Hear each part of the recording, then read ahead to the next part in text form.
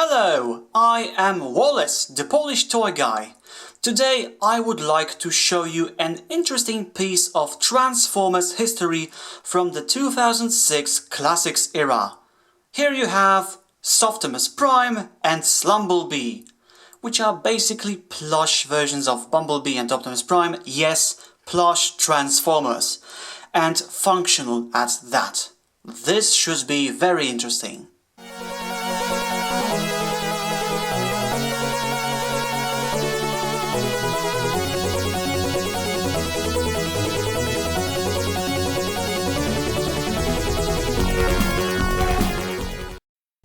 Yes, this is what I said, transforming plush toys.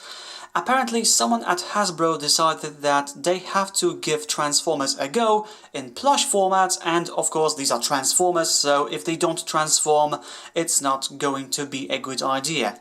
I think these were targeted at small kids. I mean, like when we have these +4 tags on the toys, this is for these first 2 years, 4, 5... And interestingly enough, this was created a year before things like Fast Action Battlers and all these other simplified toys for kids came up with the movie line. And let's see if this idea, which I really love as a concept, translates into good toys. Right off the bat, you might notice that a soft toy means a toy that does not exactly want to hold its shape. Yes, these are very soft, squishy, very huggable, but also keeping the intended shape is not the strong point, as you can see. Then again, you can't find a single hard point on these toys, so this is the ultimate toy for people who want to avoid having sharp elements on the toys so that they become more harmless for the kids. Yeah, you could throw this at someone and he would not even feel that. Really good for people who like safe toys. Okay, so now that that matter is out of the way, let's look at some details on these toys. These are really nice, but again, forgive lack of proper solid shape. Optimus Prime, a cab trailer, cab over the engine, like in G1. He has really nice details on the front, even with the gradients of the shine on the windscreen. And yeah, windscreen wipes, lights, license plate, Prime 1, more lights, bumper, grille, really nice. But yeah, the nature of these makes them very 2D, really. And we have some more details here, the Autobot insignia, we have wheels, which... yes, I can't talk about this all the time, can I? And we have some details over here, and because of the way this transforms, we have some very well visible details of the robot mode. Yeah, especially the lights. Light up the sky, why don't you? And we have also some nice details over here. Oh, really nice mechanical details, clearly inspired by Masterpiece 1 Optimus Prime. Great. And we have also the tag, which somehow survived all these years. 8, I believe now. Yes, Transformers, the number of assortment, Hasbro, yes, this is original, 2006. Made in China. Really nice. And anything here? No, just that it appeals to all the European standards and that you can wash it in some conditions. And the same kind of thing is on Bumblebee. But yeah, overall, Prime in vehicle mode looks really nice. Oh yes, and we have smokestacks. Now, speaking about Bumblebee, yes, while Bumblebee sports some nice details himself, he is far more problematic because Optimus Prime, yeah, even with his nature, he looks like something similar to a car. This looks like something similar to a shapeless blob, with some car details painted on. But let's look at these. Yes, this is inspired by the original Beetle that Bumblebee transformed into, with a bit of a mix of a modern, unnamed, probably imagined car. We have headlights, we have the front hood flap, we have the bumper, BB, yay, we have slightly better wheels, I'll admit. We have the side details, really nice. Again, this shine is a nice touch, and we have the vents for something. And on the back we have more lights, more windows. Yeah, I think overall this mode is slightly less detailed than Optimus Prime, but I think I can forgive that. But yeah, the blob size is really a bother. Prime at least could somehow sit on the ground. This can pretty much wobble on the ground, as you can see. Yeah, there's no consistency in that. Which might not be a problem for a kid, but for a slightly older collector, this might be an issue. And this is because how this toy transforms, and it's slightly less blissful for the overall design than in Optimus Prime's case. Yeah, I think we've given this mode an overview that is proper already, so let's jump to a few small comparisons and then to transformations. So, like I said, comparison time. So here are our heroes of today, and here is Generation 1/2 Optimus Prime. Here is the simplified Bumblebee, deluxe version from Transformers Beast Hunters, and here we have Bumblebee and Optimus Prime in the Gravity Bot incarnations from the second movie. Transformation time! Starting off with Optimus Prime because he is the leader. I really like this transformation. It's simple but really well thought out. So let's go to the back of our vehicle mode, and you may notice we have 3 Velcro locks over here, and over here. So we release them, like so, with this cracking noise, like so, like so. We split this open and we can see something. And we take that something with our fingers, pull it out, and we try to fish out everything else from inside of this whole section. If we can't do it right now, we help ourselves with the second hand by pushing everything out. Out you go, come on. Like so, we grab it, pull it out, and we pull it out until we see what we are looking for. Like so, Optimus Prime, hello.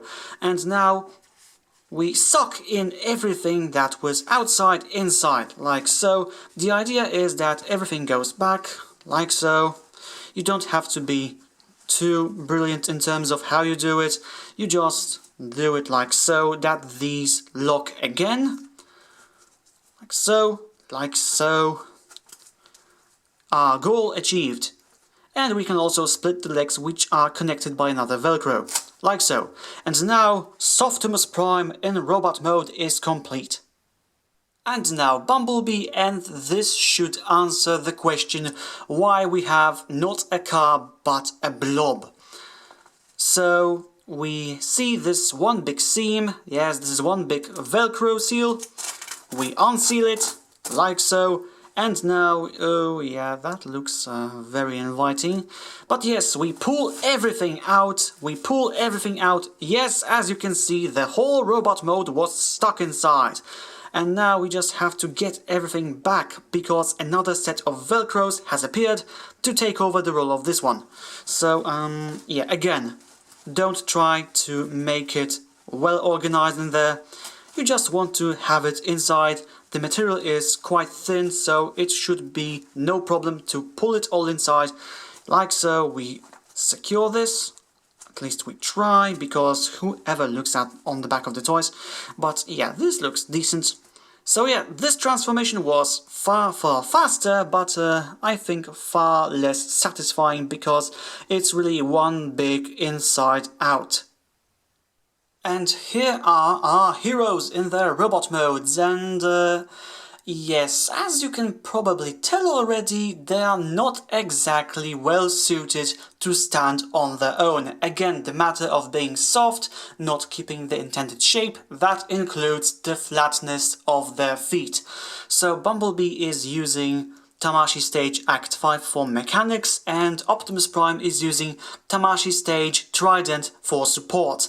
And this is probably the only scene in this review you will see them standing somehow, because I think it will be more practical to just keep them in my hands. But overall, yes, the first appearance is quite nice, quite inviting. They look like robots. Of course, slightly more kid-friendly, chubby, rounded, but yes, you can tell these are mechanical beings made of plush. Yes. So again, let's start the detail overview with Optimus Prime. In his case, many of these things were already seen in vehicle mode due to how he transforms. At least now this makes proper sense. Again, these details over here are lovely, even if they are just 2D. But here we have some really nice added details of mechanical parts inside. Of course, in terms of practicality, having such a hold-out chassis is not a good idea. Many weak spots appearing. But oh, is this actually arm connector details? Interesting, I have never noticed that before. But yeah, really nice details. Here on the front, we have the new fake cab front, which is nice. Another Autobot logo, really nicely done. Arms. And I really like the attention they put into the hands, as you can see. Yes, these are 2D, but the details that should be visible in such an angle are visible on all sides. So side 1, side 2, front, top, bottom, all covered. Really nice. They could just settle with a single blue chunk of a fist, but no, they went the extra mile and it's really great. And the head, oh yeah, that's very, very adorable Optimus Prime. The main details are here. We have the side antennas, this crest vent shaft, as well as these two. We have the faceplate, 2 blue eyes. On the back, just some basic but recognizable details. Again, very much 2D and very much rounded, but it works well. And yes, another set of smokestacks. You can never have enough of these. So yeah, overall, the robot mode of Optimus Prime is really great to look at. Also, another nice thing about Optimus Prime is, since his legs are connected by that Velcro strap, you can try and actually achieve a standing pose without any support. And while that looks flimsy and maybe not very solid, it is fully possible. But again, you have to watch out. Okay, and Bumblebee's a bit of a shocker, because while his vehicle mode is one big blob, his robot mode is actually really nice looking. First off, let's see the details of the chest. Yes, we have this big logo of the Autobots. We have 4 sets of windows. And these are supposed to go on the sides, but they do not. At least not always. So yeah, nice they're here, but better luck next time. Yeah, we have typical Bumblebee arms, the G1 Bumblebee of course. Slightly less detailed arms when compared to Optimus Prime, but it can be forgiven because we have these awesome hands again. All the angles we need in their 2D glory. I really love this touch on these toys. It's absolutely fantastic. And yes, we have black legs and waist. That's a nice way of avoiding more details to make, yeah. Also here.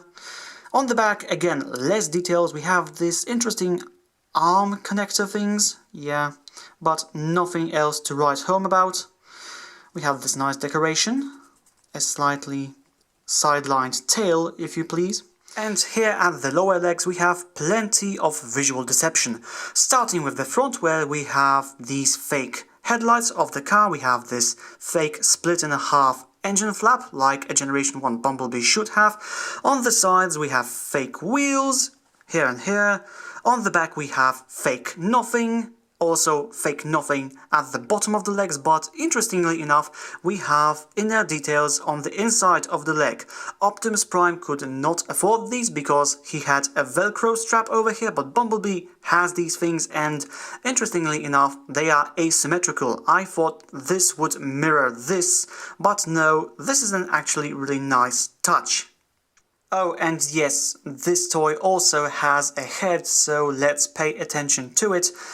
Yes, it's a strange head for me actually. I don't like it as much as Optimus Prime's. Yes, there are certain elements that make it familiar to a Generation 1 Bumblebee fan, like this very characteristic shape of face, blue eyes, yes, but this looks kind of out of place. These are supposed to be horns, I suppose, and this is supposed to be some side decoration. On the back we have nothing, again Prime 1, Bumblebee 0.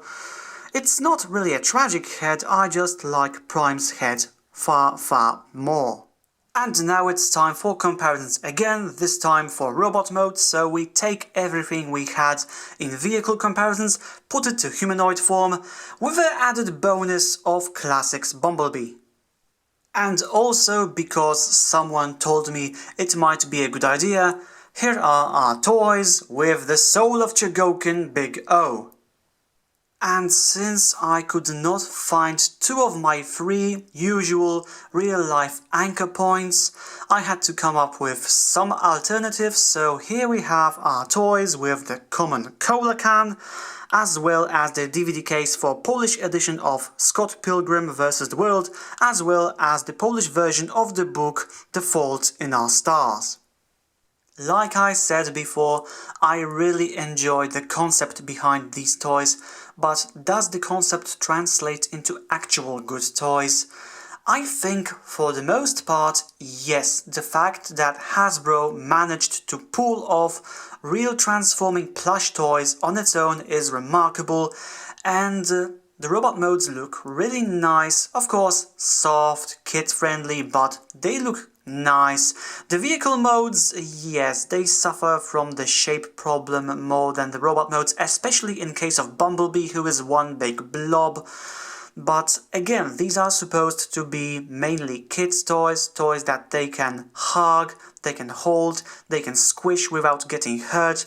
On that level, these are great.